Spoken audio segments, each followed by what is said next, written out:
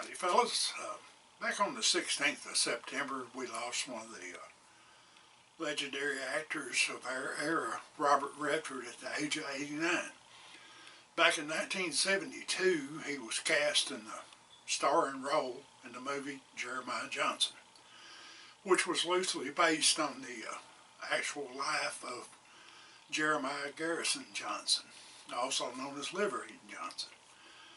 Well, along about that time, that started a resurgence in the black powder, traditional black powder shooting, and also in the mountain man fur trade era craze, along with the efforts of people like Turner Kirkland of Dixie Gun Works and Val Forget of Navy Arms.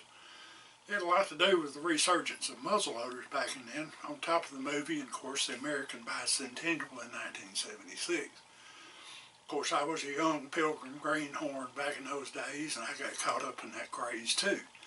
But what that movie started was what I call the Hawken craze. I mean, of course, in the movie, the character used a Hawken type rifle, which is a Lyman Great Plains rifle, actually manufactured by Pedersoli as one of the later final manufacturers before Lyman stopped offering the Great Plains rifle, which is a Hawken type rifle, which is a fairly close, not actual historic copy of a Hawken rifle. But the actual rifle that was used in Jeremiah Johnson was actually the main one, at least, what I believe a CBA mountain rifle, which was fairly close to the original Hawkins. And you also notice this one is a flintlock. Well, they didn't really trust the percussion ignition system when it came out, so a lot of the mountain men would have used their old flintlock trade guns or their old long rifles they brought with them from back east. Their smoothbore guns and stuff like that. But that's not saying that there weren't Hawkins used during the fur trade era, which really started dying out about 1835. I think the last rendezvous was in 1840. So, you know, around 1835-ish or so.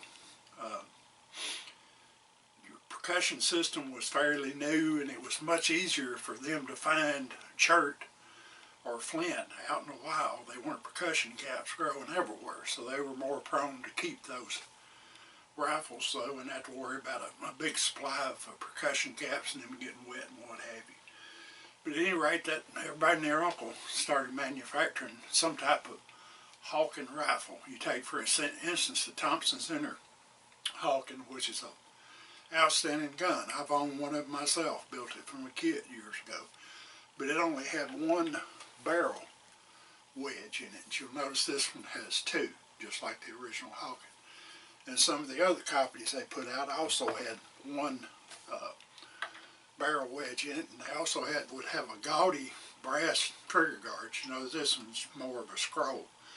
But at any rate, that caused the craze, and you know, in Hawken rifles, and as I said, muzzleloading rifles in particular. But it was something to see, and of course, there's still people that muzzleload out there, but all of us old-timers, so to speak, are getting on up in our years and everything, and I just hope that through videos like these and some of the other channels out there that do videos on black powder, that we can keep that alive so people will know how to do those kind of things in perpetuity.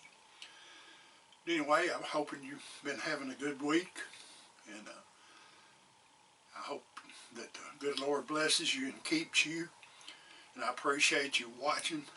Keep your powder dry, and mind your top knot.